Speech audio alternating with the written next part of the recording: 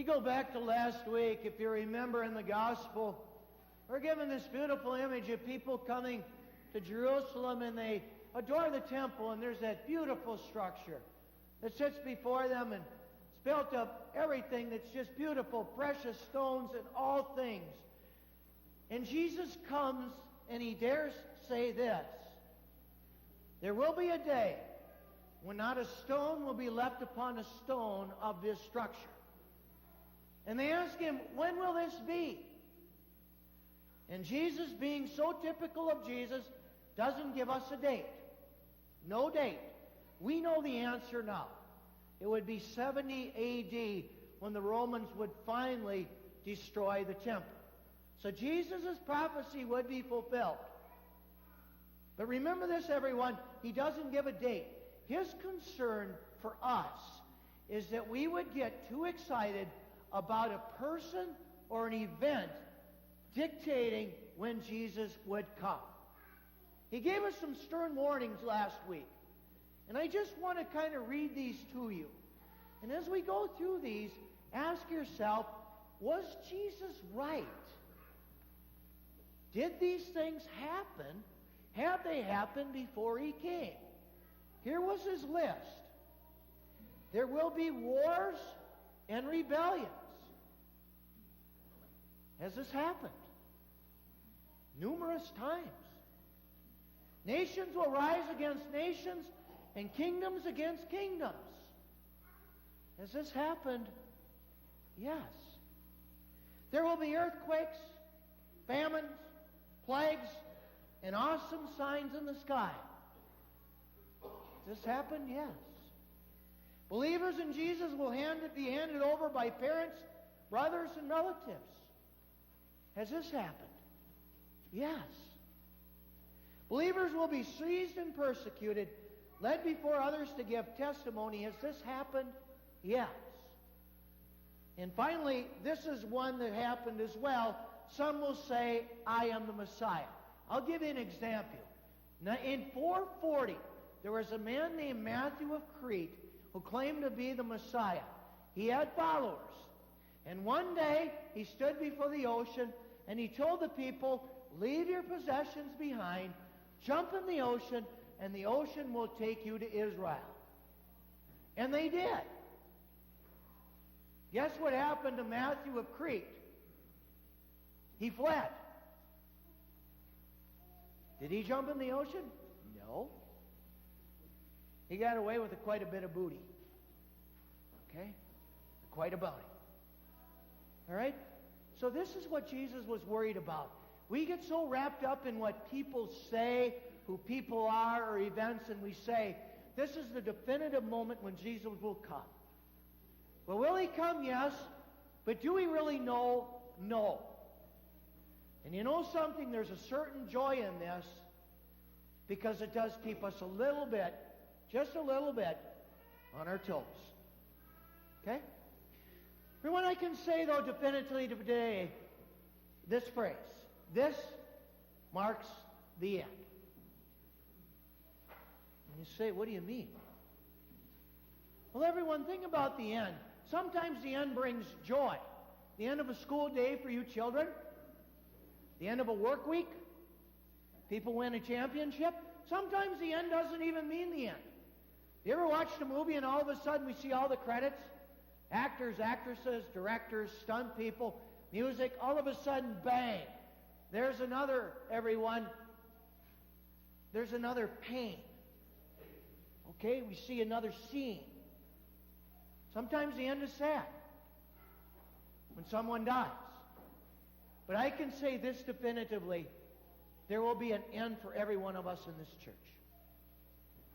Okay, we will either die or Jesus will come again. And you know something? It's scary. Why?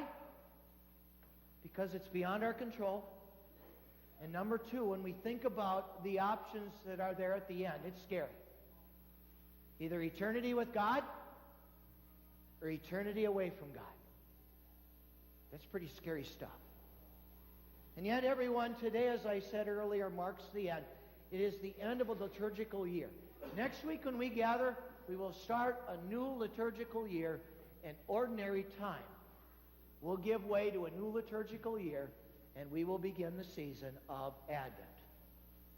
And notice, tonight we celebrate the feast of Christ the King. True or false? The last Sunday of ordinary time celebrates the feast of Christ the King every year. True or false? It's true. Every year, 34th Sunday of ordinary time, we celebrate the feast of Christ the King. And you know something, everyone?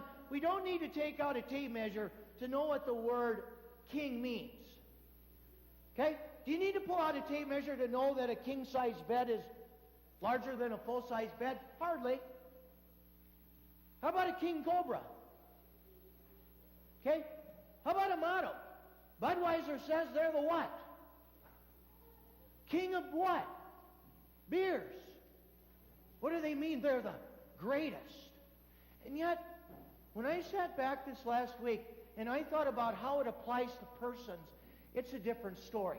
After all, when you came to church tonight, how many of you are going to go home glued to your TV waiting for a king or a group of kings to make a proclamation that's going to change the world?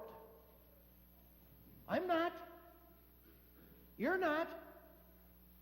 21st century kings are really puppet figures. So what does this tell us about Christ the King? And I think this is where we need to go to the gospel of today. Matthew, Mark, Luke, and John portray Jesus Christ on this cross. And above the cross there is this inscription that says what? Jesus of Nazareth, the King of the Jews.